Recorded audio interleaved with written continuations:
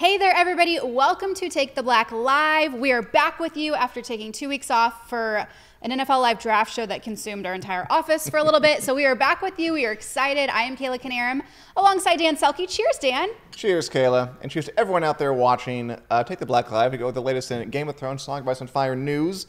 We're drinking a little today because, as you've seen, we haven't been back in a while, and we have a fancy new... Look at this set. All real wood paneled set. We can dress it up with cool banners and such going down. Check it out. And sorry for being away from you for 2 weeks, but we are back. We are here to discuss all the Game of Thrones, Song of Ice and Fire news worth talking about. And as you can guess, Kayla, quite a lot happened in the 2 weeks we were off. We have a lot to get to, yes. I mean, I can't do it without lubing up. Intestines. And thanks, everybody, for coming. Hey, Margaret. Hey, Kathy. Everyone else who's watching. Let's get into it, Kayla. Let's start with, haven't done this in a while, but the latest news from the set of Game of Thrones Season 8, final season, being shot, and some big things happened while we were gone. Yep. The biggest of which is, remember that giant King's Landing set they've been building for like the past 5 months? Yes, I do. Okay. I've said this before, but I feel like I'm correct this time. Okay. It's done. It's finished. What a relief. They've been working on it a while. Again, it's enormous. They're going to leave it up as a tourist attraction. That's how big it is. Mm-hmm. It's really, really cool. You're going to go visit? Yeah, absolutely I will. Why not? That's a great way to cap off the show. They're finishing it, and we know that in part because we've seen actors on it, finally. Like Unsullied soldiers. Dothraki riders at the King's Landing set, which probably means we'll be in King's Landing at some point. Looking forward to whatever that means. Cheers to that. Fresh hell that means for our beloved hero. We also have more photos from the set. We got this one from Belfast Live. It's coming. It's one that they've actually added the facade of the Red Keep, the place where Cersei lives. Very cool. It is very cool, like a proper wall of a castle. That is a set. It is. Look, it's even got the street. It's got the flags on either side. Again, just very, very immersion is the name of the game when it comes to the King's Landing set. Top notch, this show. And I'm sure it's going to look splendid on screen. I really am. I'm looking forward to seeing it. I mean, I feel almost invested in it now that I've been watching it kind of grow up. Do you feel invested in Game of Thrones, Dan? I hope you do. In this specifically, just because, I don't know, like I saw it when it was nothing. It was an empty lot, and now it's grown up, and I've finally seen it done. It's like watching a child grow before your eyes. Okay. Samuel wants to talk about Winds of Winter, and we're going to get to that, Samuel. Don't worry. We have a whole Winds of Winter section. Oh, yes. And don't go Gary anywhere. LaPatra says, hello from the Great Lakes of North America. Well, hello, Gary. We're in the Great Lakes region, too. Cheers to the Great Lakes. Cheers to the Great Lakes. Can't set these down anymore. Because it's not easy with the mic, and we're just going to hold on to them. Keep them close. Anyway, so they dusted with snow outside, and of course, the Dothraki and Unsullied riding through the actual set, which is great. I just love that it's finished and it's moving forward. That's what we like. Really quick, Dothraki and Unsullied there, what does that portend to you, Kayla? Anything specific? Something with Daenerys? It would have to be, yeah.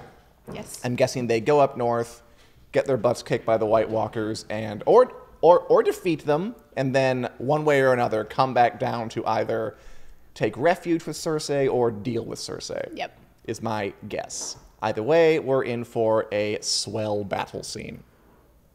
And Game of Thrones does it well. Does it well, and it'll burn down that whole set. All right. Ooh, Emma says she got super close to the Belfast set a few weeks ago. Cool, Emma. That's pretty cool, Emma. I mean, there are plenty of people who are taking pictures of it, sending pictures out on the internet. Again, it's so big you can't really avoid it. It's just kind of there. So, Emma, did you see anything cool? Let us know. Yeah, if you did, let us know. That'd be interesting. Another thing, this is a spoiler, but not a huge one. And this is a classic unintended leak from the Game of Thrones set. Kind of a rookie mistake, but it's always fun when it happens. The actor who plays Rhaegar Targaryen, Wilf Scolding, only been in, the one scene last season, so he's new. He doesn't know how this works. Young Ned? No, he was Rhaegar Targaryen's Jon's father. Lies. Jon Snow's father. Yes, okay. We saw him really briefly. We saw him in Jon's mom. Yeah, when Bran went to the flashback, I saw them getting married in their secret marriage. So he was only there for one scene. When I first saw that picture, I thought it was Daenerys' brother. And I got really scared. It is supposed to. Like, because, you know, they're brothers. Yes. So they look alike. They got the same hair, same 40-yard stare. Less insanity in that one, though. Ooh, Emma could see a polystyrene body molds they use on the set just above the fence. Ooh, that's cool. Those are the corpse blobs we saw earlier. Very which we have cool, seen. Cool, Emma. That is very cool. Thank you, Erin. And I like the specificity. The polystyrene body molds. That's what's going to be there. Which, again, means dead people at King's Landing. Not a huge surprise, but good to have confirmed. Yes. Thank you, Emma, our source here in Wick Live. Cheers to Emma. Cheers to Emma. Fresh. It's buttery. I don't know what that means. But yeah, it's good. Chardonnays are usually buttery. Fair enough. This is Game of Thrones news and tips for when you enter a dinner party. Want to describe a white wine. I took a wine class in college. True story. Very nice. Anyway, so he posted a photo of himself on Instagram just outside a hotel in Belfast where all this is filming is happening. Mm-hmm. And it immediately went down because HBO probably got on him, gave him a talking to. HBO no. It did clue us off to the minor spoiler that Rhaegar Targaryen coming back for season 8. Not like a huge thing, but good to know. You know, he's a very important character. I mean, as important as you can be, having died before the first episode even began. Mm-hmm. Daenerys' older brother, Jon Snow's father. Kind of one of those people who kind of plays into the story in a big way, even though you never actually see him or see him very rarely. Right. Which is one of those tricks you can pull off in a story this dense, where there's this much intense backstory. Will we see him again? I imagine. We only saw him in Bran's flashbacks, yes. That was it. I mean, how else can you see him? He's not going to walk through the front door and say hello. Exactly. I imagine that'll happen again, right? We'll just see a Bran flashback of some kind. Mm-hmm. I hope we see him actually on the King's Landing set, like walking around the ramparts where he grew up. That'd be cool to me. That would be cool. If any of you have any ideas, how would you like Rhaegar to play into season 8? Because, I mean, there's only one way it could happen, but I'm curious what we'll see him doing. Because he has a huge, long story for, you know, a dead character. There's a whole thing where he was at a tournament, and he rode past his wife and gave his token of love and beauty to Jon's mom, and it caused a huge scandal out of the war. It was a whole kerfuffle. I like that word. To Rhaegar and kerfuffles. How do you... Kerfluffles. Kerfuffle. Kerfuffle. K-U-R-F-U-L. We're learning so much on the show today. Anyway, by the way, if you want to learn something you can learn is that we are available on iTunes in podcast form and Google Play if you feel the need to listen to us on your way to work or in any other capacity. To iTunes. To iTunes. Check us out, subscribe, like, leave a comment, all that good stuff. Is it bad to not drink if you cheers? I don't think so. It's fine. And let's move on. Let's talk about, an important topic. George R.R. Martin, The Winds of Winter, A Sacrifice and Fire. For better or worse, quite a bit came out while we weren't on. George R.R. Martin. I don't know why I do this, because I don't even read the books. But as if I were a fan that did read the books, I'd be really annoyed with him. Fair enough. Yeah, I mean, you are not out of step with many fans who have read the books. We can talk about that. So let's go through some of the new stuff that broke. So basically, he transferred his blog over. Interesting side note, he had a LiveJournal blog for like years. LiveJournal being like a kind of an antiquated blogging platform that no one's really used since like the mid-2000s. He put it over on his website, possibly because LiveJournal is owned by Russia and they just instituted new rules about censorship and stuff. But that's speculation. The point is, new post announcing that a new book is coming this year, Fire and Blood, An Invented History of the Targaryen Family, which is neat and nice. But it's not the one fans are really hoping for. It's not the one fans are really hoping for, no. It is nice. Is there a lot of interest in the Targaryen side of things? Sure. I'll read it. Like, he likes this kind of stuff, which is maybe one of the issues I have with his writing. If you're a fan of the show, if you're a fan of the books, then you're going to read whatever he puts out. Oh, sure. And also, it's kind of a hard sell because it's like a history. It's not a story. It's a history book, but it's not history that actually happened. It's the history of the Targaryen dynasty.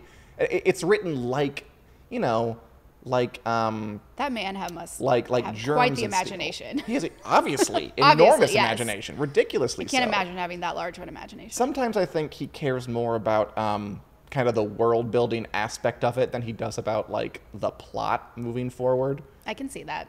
But, you know, that's him, and that's fine. Mm-hmm. But so that's coming out on November 20th. So whoever is excited for that, great. Ooh, Emma says she will post the pic she got on our Facebook page after I finish watching you guys. We love that, Emma. Thank you very much. What a doll. Again, to Emma, that's twice. She deserves 2 cheers. Thank you, Emma. Really, honestly, that we appreciate that. It's very cool. I'd love to see more of that. Anyway, so that book's coming out November 20th, and that's interesting. Mm-hmm. But in that post, he mentioned an important thing. The Winds of Winter, the long-awaited 6th book in his story, is not coming out this year in 2018. Which, I mean... Which we thought, right? Oh, yeah. I well, mean... you never can know, but I don't think anybody's shocked. And as a refresher, how long has he been working on this? Well, the last book came out in 2011. This one right here. That's a long time to wait for the next book. So, yeah, that is, you know, we've been waiting 7 years now. It is a while. He didn't say when it might come out, but not coming out this year. And I guess you can't rush art. Yes, you can't rush art. I agree with that. You can maybe discipline yourself and be efficient, but he's probably doing that. I don't want to visit his intentions or anything. Right. But anyway, and because he said that one thing, it opened up the comments to questions about the Winds of Winter, which usually he doesn't allow. Mm-hmm. Because, I mean, as he explained, he just gets bombarded with the same questions over and over and over again, and I do get that. Sure. But because he opened it up, people asked questions, and he was really freaking chatty in this comment thread. Like, he's talking a lot. Like, since this came out, I just read more. It's like 8 pages worth of more material. Wow. But some of the highlights he hit were, they're not coming out in 2018. Some of his publishers have suggested that he split the Winds of Winter, the next main book, into 2 books. And he was having none of it. He said he's resisting the idea. Because I'm not sure if you know this, actually. The last 2 books, Feast for Crows and A Dance with Dragons, were intended to be 1 book. So he's done it before. I mean, a book that big just terrifies me. He's done it before. I mean, I would say that it wasn't a hugely successful experiment because both of those books are very detailed, obviously. Clearly, yep. Go very deep into that world building stuff he loves so much. There's not a ton of, like, for all those pages, there's not a ton of plot movement. Not a lot of meat. No, I mean, it's how you define meat. Like, there's meat. Mm-hmm. There's juice. There's really descriptive meat. Very descriptive meat. He describes the meat in minute detail. Like, literally, he probably does. There's a lot of description of food. But I'll say this. The plot doesn't move in those 2 books much as it does in this one, the first book. Okay. And so, frankly, I would be worried. So you think he should maybe just condense the one he's working on? I think he should maybe embrace editing and cutting out things you don't need. But again, I'm not there. I haven't read the stuff. Maybe it's all needed all the time. And fan reactions run the gamut all over this. Some people think he, like me, well, I think this, that he should edit. Some people think keep it all in. In any case, he's resisting the idea of splitting them into 2 books, which I think is a good idea. I wouldn't want to repeat a 2-book long wait where just, like, take what you need, put it into the 1 book, and give us that story. That's what I would be. I'm with you, Dan. If I were to read the books someday. What about you guys? I am curious. What do you think? Would you be okay with the Winds of Winter being split into 2 books? Have any responses there? Ooh, Gary says, there's similarity between JRM's design engineering of GOT and the scrupulously assembled universe of Westworld. The methodology, not the content, just to be clear. Interesting comment. Yeah, I agree with you. Are you watching Westworld at all, Kayla? I watched, like, the first 2 or 3 episodes of the first season and did not finish it. It's dense. It is. Is it worth watching? I mean, I'll get back on for sure. I enjoy it. I just ran out of time. With all of my Real Housewives. I don't blame you. I mean, Real Housewives, you think Game of Thrones has drama. You don't know anything. You really don't. I agree with you, Gary, that there is a meticulousness to both of those worlds. Although, yeah, I agree with you too. It's not so much in the sprawl as just in the focus. But yeah, I like it. It's a good show. And Chris, no, doesn't want it. I agree with Chris. Anyway, we spent like 8 minutes on that. Moving on. He also said he has not begun work on A Dream of Spring, the final book. Some fans had this crazy idea. He was like writing them concurrently, which was always a pipe dream in my head. But so that's confirmed there. And he confirmed that he is providing participation and guidance for the Game of Thrones prequels in development at HBO. Okay. Another thing to, focus on. Yep. And I guess the question there is... Like he needs something else. Like he needs... Well, just keep the shade with the lightest touch. I guess the question there is, is it worth it to spend your time focusing on something like that, which would take you away from writing, but at the same time, you want those shows to be good. So if you had to make that choice, what choice do you make? I think it would be hard to write a book about a series that's already out past, you know what I mean? Like, it would be hard to not pay attention to that and just go on your own path. It probably is hard. Yeah, it probably is. I mean, he's had his ideas in place for a long time, but the tale kind of grows in the telling, as he's said a couple of times. So yeah, it's not easy for the guy. This we know. Just a complicated situation around this gentleman. And finally, he made one comment that really scared me. I just want to read it out loud really quickly. He was talking about famous authors who didn't finish kind of their masterworks. Yes. And he said, I do intend to finish Song of Ice and Fire, of course, but doubtless Peake, Dickens, Fitzgerald, and Tolkien would have said the same about their books that they didn't finish. So is he trying to drop hints or something? I think he's just giving us a history lesson on unfinished books. But if you want to be terrified by it, you're welcome to. Take that as you will. Take that as you will. And finally, before we get into the next episode of A Song of Dan and Josh, our read-through of A Game of Thrones, we have some news that I had by request from you. You wanted to know what's happening with the wedding of Kit Harington and Rose Leslie, and Jon Snow and Ygritte. I mean, they came through, or the Daily Mail came through with a report that... As they do. That it's happening very soon, apparently. And the cute bit is they stamped all their... Not stamped. Well, I guess they used Jon Snow stamps on all their wedding invitations. Love it. Love it. Do you? You think it's cute? I love when people do this. I like when they acknowledge their characters in real life. Fair enough. I mean, do you think it's too not serious enough for a wedding? I mean, you have to have a stamp. Why not use one with Jon Snow? Yeah, they're cute. Yeah, they make them. Yeah. Good stamp. Those are available in the UK from the Daily Mail. Very adorable. I wonder if it'll be a Game of Thrones themed reception. You never know. I mean, it's kind of cute because they didn't meet on the set, right? Yeah. Why not honor that? I mean, it's at a castle, yes. At a castle, yes. But if you're English, that's just kind of where you do it. Oh. We're not as fancy over here in America. If we had castles, we'd get married at them. True. According to the Daily Mail, they're trying to keep it on the down low because they're afraid that if news of where and when it happens gets out, do you have any sort of ballpark? It. Are we talking May, June? The only thing the Daily Mail reported was that it's happening in the very near future. I wonder if it's going to be the same day as Meghan and Harry's, May 19th. Probably not. They wouldn't. Well, if it was, I mean, it'd be a good whose would you want to watch more? Right. Well, one's televised and one's not, probably. Yet. Depending on a fan's I mean, their idea was they're not going to tell people about it. Or they're asking the guests not to blab because they don't want fans swapping it, which I could totally see happening. Well, doing it on the royal wedding day would be a great way to take away from it. That's a good point. Yeah. Maybe they are. I think you have something here. That's worth investigating. Oh, that's what the follow-up. Wedding Watch, Game of Thrones begins now.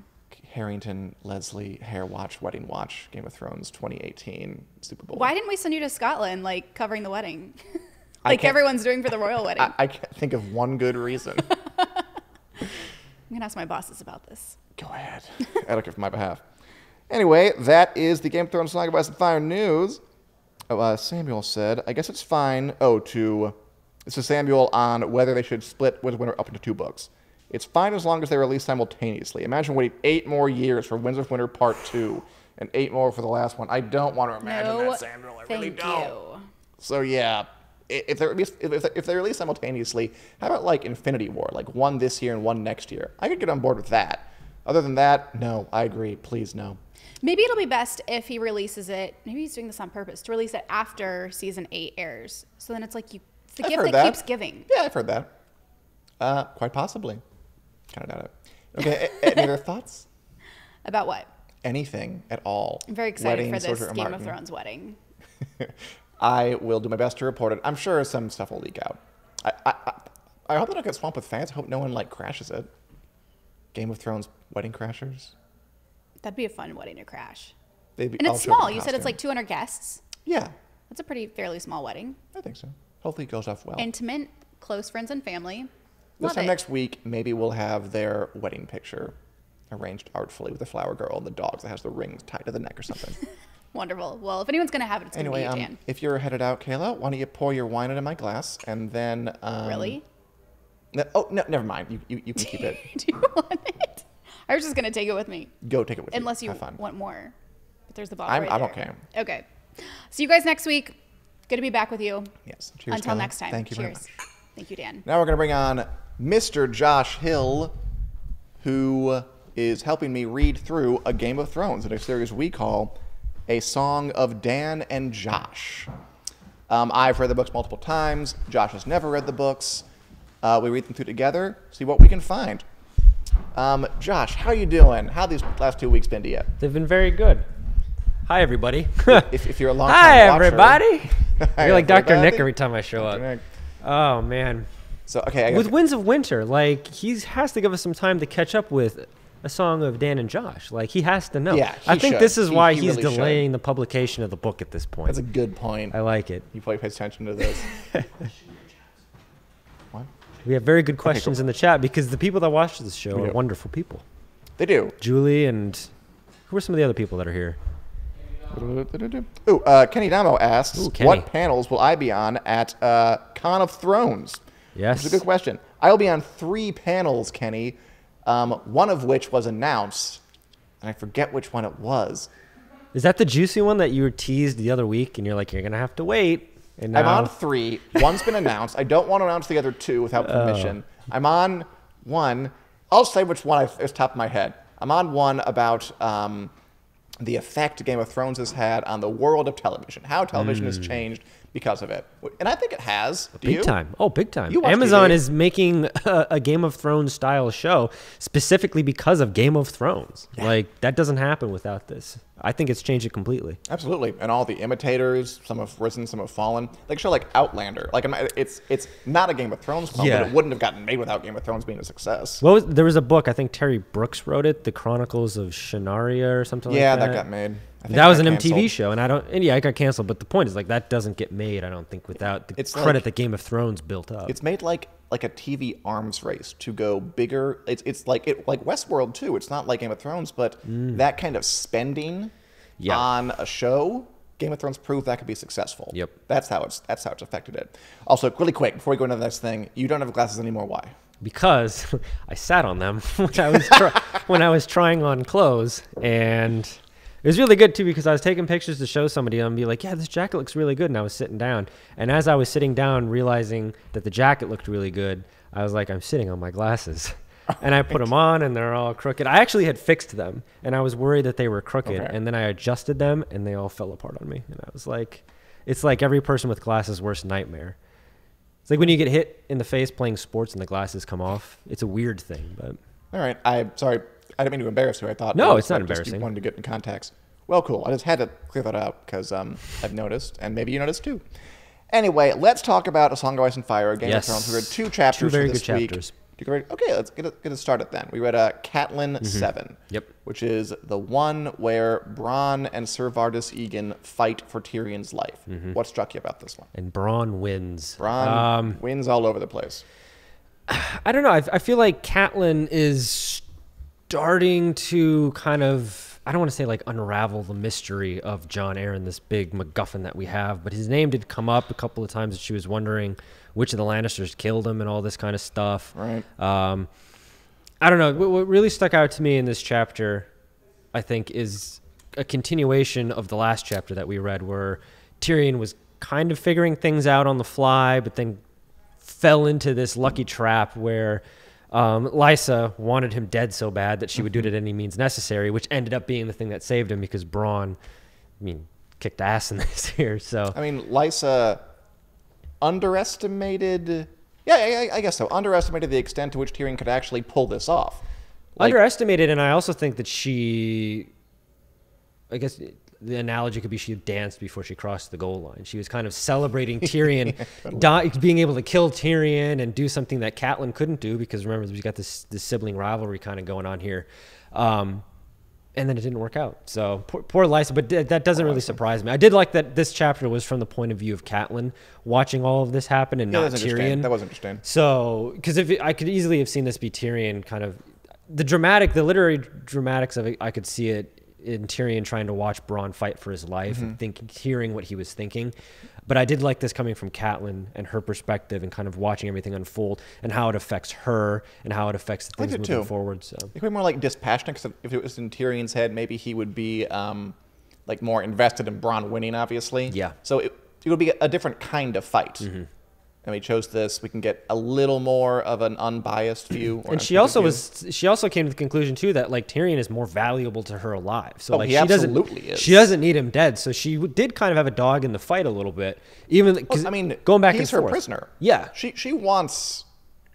I guess she would be very conflicted, wouldn't she? Because if Bronn wins, Tyrion goes free. She doesn't want that. Yeah. If Bronn loses, Tyrion dies. She doesn't want that. So she's doing if you don't. By the way, really quick, Kenny says that you look younger without the glasses. That's what everybody says. It's true. I was in Marshall's the other day. Let's be honest. You look pretty young with the glasses. I know. When I had my glasses on, I was in Marshall's the other day. I was trying something on. And they give you the pitch to kind of get a credit card, a store credit card, or whatever like that. And the lady stopped in the middle of it. And she said, "How old are you?" And I was like, "I'm 25." And she's like, "Oh, good. You look like you're 17." So I was sure. I wanted to make sure you could open a credit card. I was like, "You're going to get carded until you're in your mid-30s." Well, it's a blessing and a curse. It's a blessing. Believe me, the older you get, the more blessing it is. Anyway, the best thing I like about this chapter is kind of the way Martin, again, flips the script on us in a way. Because the whole reason Lysa didn't expect any pushback, or she expected Ser Vardis, her chosen champion, to win, is because people on her level, people who are rich and royal and kind of privileged, they don't consider people like Bronn to be an entity at all. No. It doesn't enter into their head that someone who doesn't wear fancy armor and isn't, a landed knight who has training and comes from a good family is ever going to win. And that's something that's, I think, interesting, because by the end of it, 5 books later, no one will be thinking that. Because we're gonna plunge into war. It's gonna get nasty. But in the first book and in this chapter, we're still kind of in this area in Westeros where people are a little restless. It's been more or less peaceful. People want a fight almost, and people like Lysa have been able to forget that when you really cross sword to sword, things get ugly and violent and brutal and nasty really, really fast. Yeah. There's a bit here where one of the lords is like, let's cut Tyrion's heads off and send him to Jaime. Now, 3 books down the line, when everyone's fighting everyone and a lot of people have died, you're not going to have that braggadocious attitude. But here, when everyone's just when it's in a peacetime context and they can afford to strut around and act tough, they'll do that. Yeah. And this is the calm before the storm, even though it's not terribly calm at all. Yeah. And the other way they flip the script is that, again, Bronn doesn't do what you're supposed to do in this fight. This is a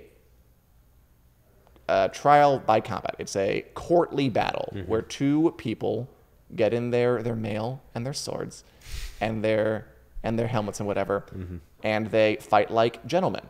It's kind of like... It's like a duel. An old-fashioned duel. It literally is a duel, only someone actually dies at the end. Yeah. Well, And Alexander Hamilton died after a duel, so... Do you know, too, I didn't realize I saw the play, he died... That's not the only duel he fought in his life. No, but it's a common thing. Barry Lyndon. There you go. Barry Lyndon. So. And then Alexander Hamilton's son died in a duel, too.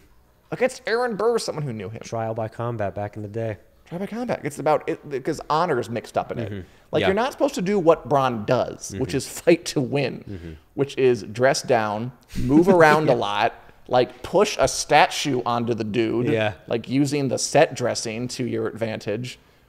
And I think he does a good job of showing how doing it the right way, getting in all this armor. Like he mentions how Ser Vardis Egen wears this big, thick helmet where he can't see out the sides of it because it's so like it's so thick and intense, but you can only like see right forward. Puts him at a disadvantage because he can't see where Bronn's coming from. Yeah.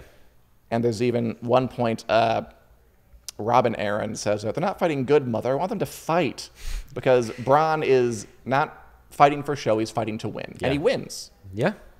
So the message is you're not supposed to play the game the way they want you to play it. Find another way to play it, and that's how you're going to actually beat it. What a theme for a Game of Thrones. Don't play the game the way you're supposed to. That is something that comes up more and more. Hashtag irony. Oh, it totally is.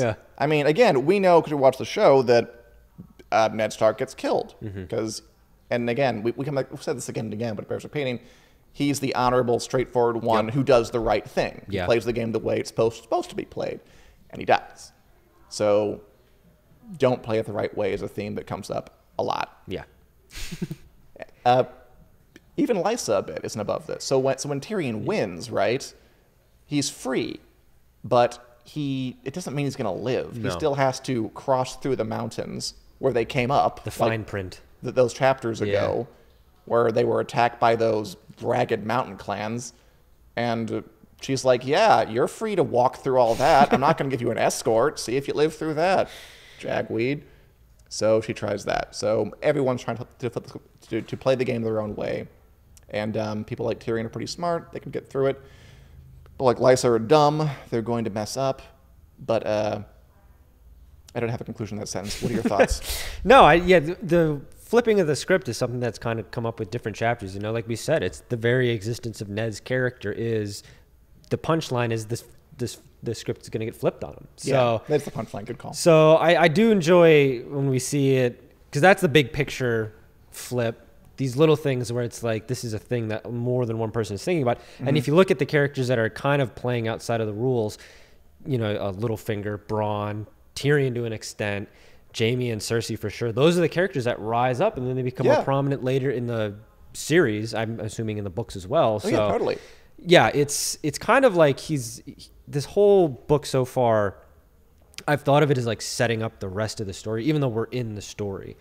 But this is kind of he's taking all of these concepts like you have to play the game fair, there's rules here, and tearing them down so that later on it's like there are no rules here. So when the White Walkers show up, when Jon Snow and all this kind of stuff, the dragons, there's no rules. So it kind of heightens the stakes. And I like that that's the way that we're approaching. I mean, I knew it was going to happen, but I do like that this is seeing it play out. Yeah, the slow burn of it is really kind of paying off already. Yes, its civilization is up, and it's like we're starting to rock back and forth, and we're going to get to the point where it's just like, and like those two. Even Robert Baratheon doesn't play the game the way it's supposed to be played, but he still does it within the rules. Like he doesn't go outside. Like we saw all these conversations he's had with Ned. There's been opportunities for him to do quote unquote the right thing, which is actually outside of the rules, and he doesn't do it. Either because he doesn't want to, because he's lazy, or he doesn't want to because that's not the way that things are done. And slowly, and this is true in society too, you see people like that, he's gotten complacent, for lack of a better term, get killed off. So they're no longer in prominent positions of power because they don't adapt. And this is characters adapting in real time, literally in real time in a fight, a trial by combat. So I kind of liked it the way that was kind of laid out. Yeah, I do too. And also fight choreography, always fun. Yeah. Before we move on, really quick, some vocabulary I want to get through because these words recur. I'm sorry. Yeah. I didn't know I love them. the vocabulary. You know what's fun is that like I've read this book before, but I didn't really slow down and like look at this until I like have to think about it, talk about it. Okay, balustrade. It's a railing supported by ornamental columns. Okay. Catelyn's leaning on them a lot in this chapter. Okay, coif. I think it's coif. Is like a hood of mail. I'm sure you've seen them in like medieval movies. It's like a little kind of dangly hood made of iron to it's like a little thin skin for your head. And lobstered metal. He mentioned this a lot, like armored made of lobstered steel. Okay, so this is like I think we have a picture if we kept it. No picture. No? Okay.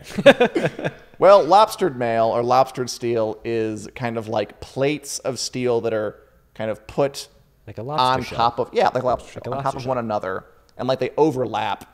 So you have the protection in your arm, but you can still like move. It allows a little more flexibility. Yeah. So keep those terms in mind.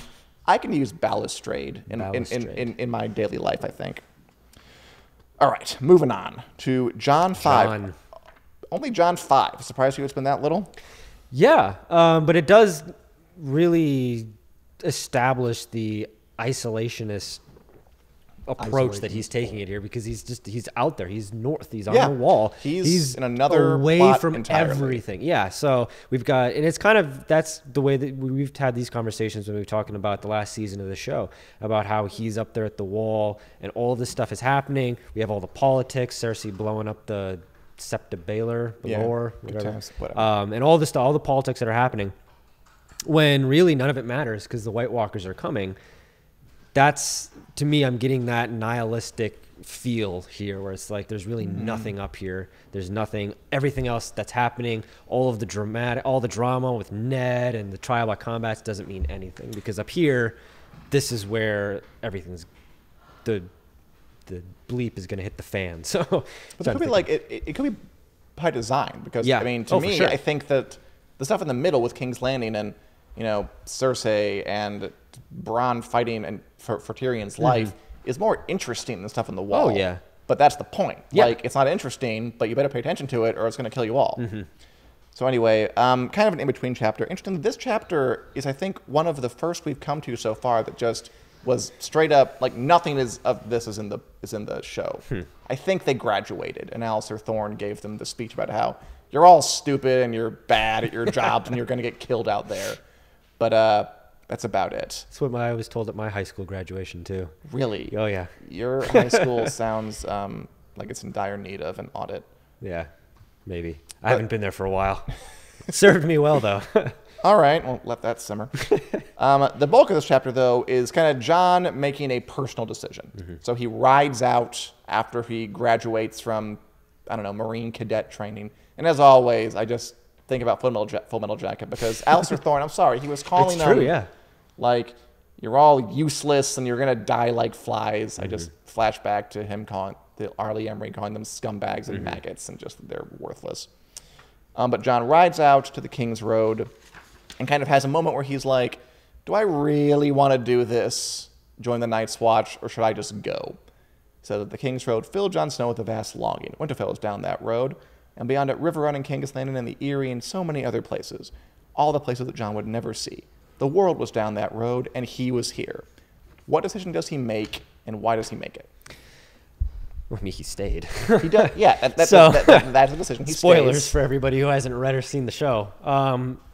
I was glad I knew that he was going to stay. Of course. And I had a little thing when I was thinking about it, like, what would happen if he did go? And I don't think that his story would be nearly as interesting if he had gone and become, like we were saying, a part of all of this. I mean, he's our anchor up for everything that happens at the wall. Yeah, and he's much more interesting, isolated from the story, creating his own thing, which is, he's the bastard son. He has to do that. That's kind of his thing in life. But I think it's why he doesn't go, because he's like, I'm a bastard. Yeah. There's nothing really for me back there. Like, Catelyn hates me. Even if, I mean, I have brothers, but I'm their bastard brother. So I have an actual family here. But that's why I liked it, because that was him kind of identifying his purpose in a way. He felt like he had a family, even though, Ned was kind of always nicer to him than everybody else was. He does feel very at home here, which is, again, why I like that it's just so dark and desolate and this abandoned place, because he's the abandoned bastard child. He's a gloomy kind of guy. It kind of fits. The emo Jon Snow, because he is a teenager. So he's a teenager. He's like 15 or something. Yeah, so his decision to stay makes it a far more interesting story, because I did consider, what if he would have left and become kind of part of this pomp and circumstance that we have with all of the flash and flare. And I just didn't really, I don't think it serves it much better that he's here and is that driving force up completely. north. I mean, he has to be here, but it's an important moment for him where he decides, I'm committing to this. Yep, his purpose. And committing to the Night's Watch means committing to his Night's Watch brothers, means committing to Sam, the least of the Night's Watch brothers. Sam. Oh, little Sam.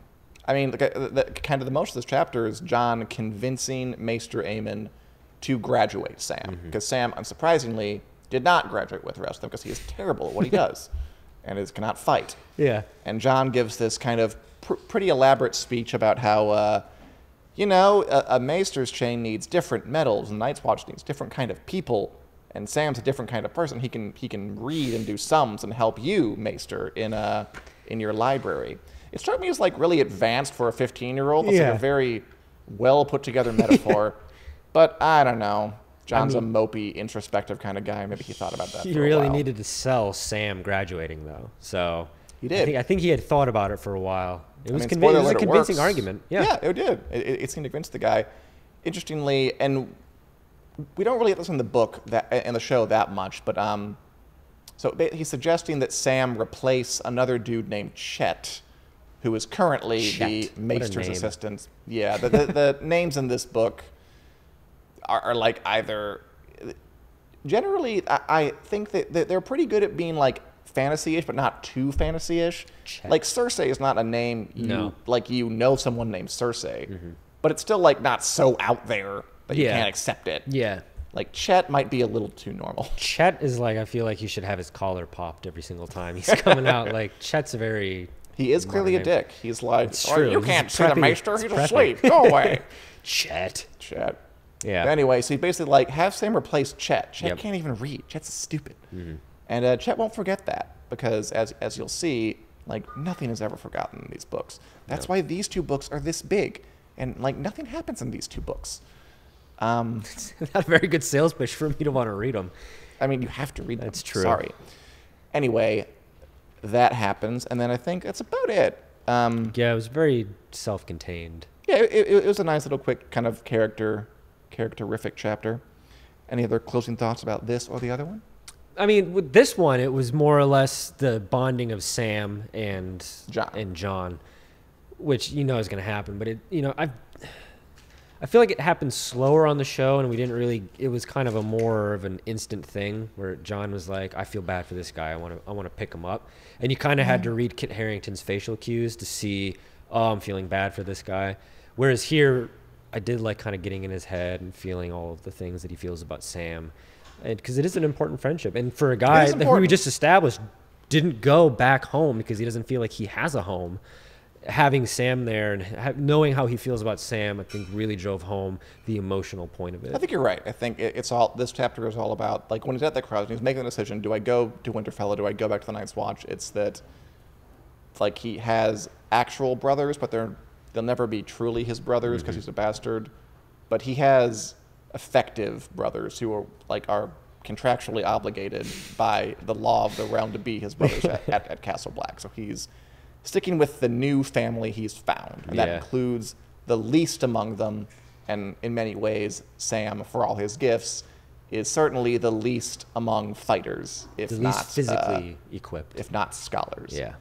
But Jon understands his value. Jon's like, he's not a great fighter, but he can read and stuff, so use him. Leadership qualities. Yeah, and Sam, and I mean, as we see, Sam benefits from that. Sam will grow. Sam will benefit from Jon's generosity and faith.